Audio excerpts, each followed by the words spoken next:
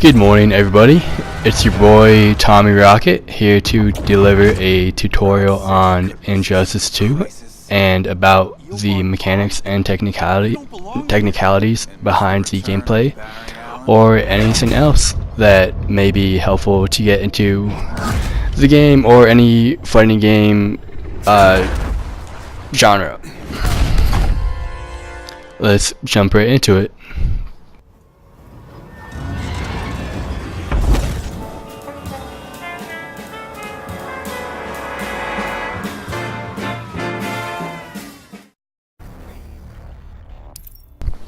First off, when people think of fighting games, I would say they imagine button mashing as the main way to win.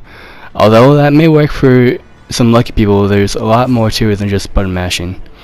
Every fighting game usually runs at 60 frames per second. But what does that mean? It means each second you're watching the game, you're seeing 60 frames of data that animates and gives the visuals of the game. But how is this helpful to know? In fact, Injustice 2 provides you with frame data for every single character, and every single character's different attacks, their different specials, and their different combos. This is extremely helpful to know rather than guessing how long or how quick an attack might be. You're provided with all the startup and cooldown frames.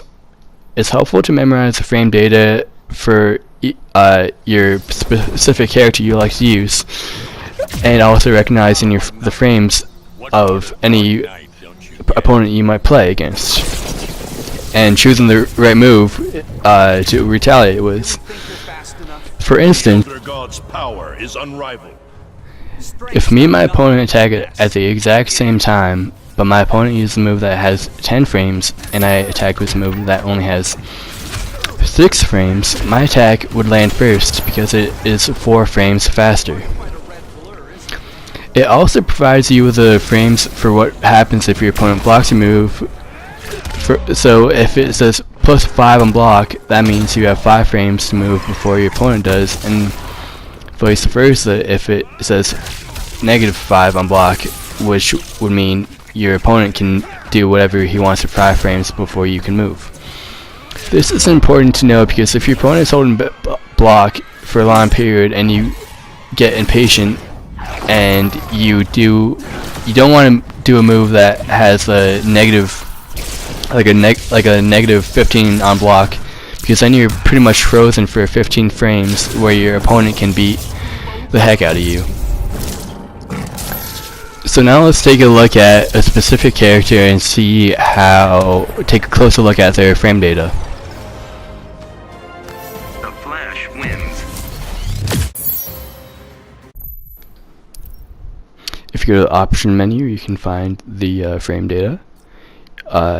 You can see what type of move type the combo or attack is, such as mid, overhead, low, stuff like that. Yeah, along with the amount of damage it will do to your opponent's HP if it hits, and along with the block damage if your opponent decides to block it. And as you can see, below the move data is the frame data of each move. Startups, how many frames it starts to get going. The active frame is how long the attack lasts for, and the recovery is how long it takes for you to be able to move again. On the bottom line, you can see the block advantage, such as -12. You'd be frozen for 12 frames, along with the hit advantage. Okay, now that we are all informed on frame data and what it means and how it's helpful, I would say other key pointers to being decent at this game would be to use the D-pad instead of the D-pad with the directional control arrows on the controller for the combo inputs instead of the joystick. The D-pad will give you a much more accurate inputs for your combos, making your player actually do the move you want to do.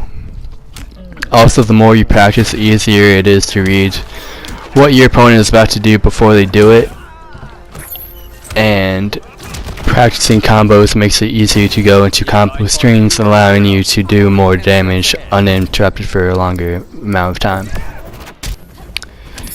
In conclusion, I chose this as my final project because I thought it was interesting how significant the data that goes into the game is for each play style of every character, and how it's similar to the coding that goes into websites and stuff like that. It's interesting the wide range of work put into a game like this, from coding to design to how the characters look, and I think it would be really cool to be a part of the team that works on a game like this.